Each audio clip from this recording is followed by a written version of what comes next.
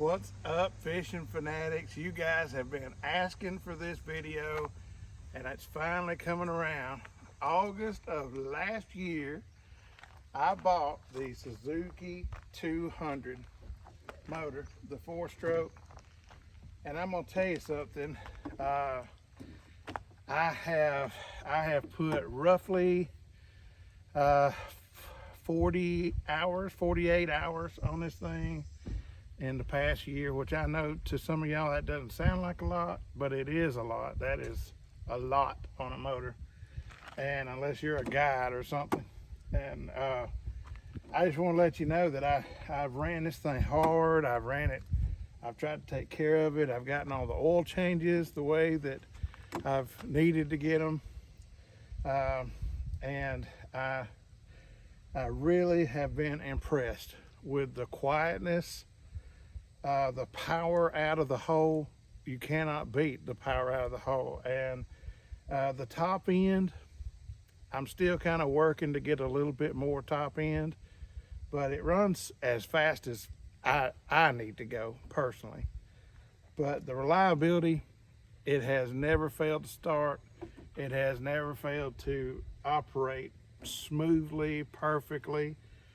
But the main thing I want to tell you about is last year when I was in Texas, I didn't do this as part of the video when I was in Austin, but my son and I were heading out across Lake Travis, and it was getting dark. I didn't see the warning sign, and I hit this prop, maybe not this prop, but I hit my prop so hard that it literally had the back of the boat out of the water.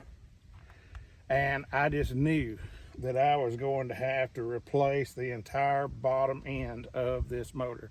And I took it to a place there in Alabama where I bought the motor, and he checked it out and he said, "Jeff, you're not going to believe this. The main shaft is not even bent. Nothing's bent in this bottom end." And I said, "Are you sure?" Because that prop, I'm telling you, was just bent up like a car wreck. And he said, "No, there's nothing wrong. We checked everything on that bottom end. There's nothing wrong with it." If that's not a testament of just how durable these Suzuki motors are, I was blown away. I just really thought I had done in the bottom end on this thing. I had heard stories about how tough they were. I know firsthand that had that been a couple of other motors that I know about, I would have been replacing this entire foot. No doubt in my mind. You can tell, if you can get a shot right here, DB, that I'm pretty scratched up right here. All this right here is pretty scratched up, and a lot of that is from when I hit those rocks so hard. They did have to bend this back out a little bit because I hit it so hard. That tells you how hard I hit. It literally took the entire boat out of the water, and I had to tilt the motor up to get the boat back into the water, and then we literally paddled off of the rocks.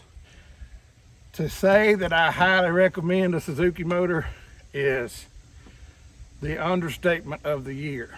I absolutely love them. You can talk to people in the boat while you're going down the lake. It's that quiet. It's that smooth. It makes whatever kind of boat you have a Cadillac. I highly recommend them. I appreciate you watching. Jeff Rogers, thank you so much. But for me, it's riding motorcycles in the Alabama mountains, or fishing with my boys